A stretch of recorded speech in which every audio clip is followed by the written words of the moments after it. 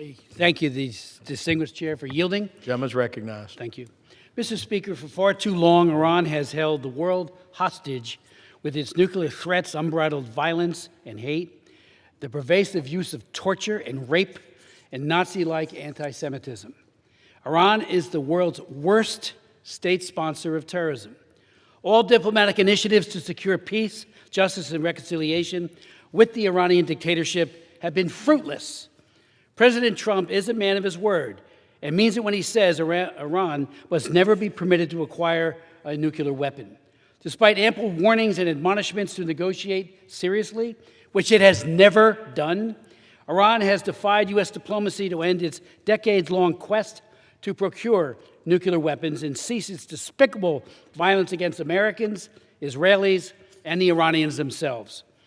Among the many egregious concessions made in 2015 by President Obama to the Iranians was to get a deal included the removal of a treaty obligation that would have ended Iran's missile program and prevent the production of ballistic missiles that are today raining down on Americans, our military in the region, the Israeli civilians, and our friends in neighboring countries.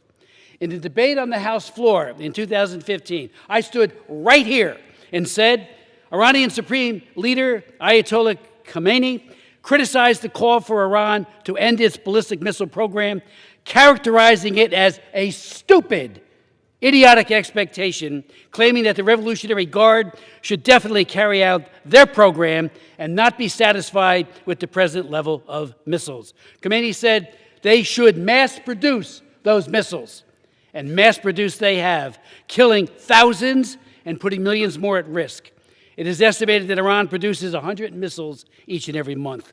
I would remind my colleagues that the Joint Comprehensive Plan of Action signed by China, France, Germany, Russia, and the UK, and of course the United States, the P5+1, had a sunset date of October 18th, 2025. I remember asking for, during debate in committee and on the floor, sunset?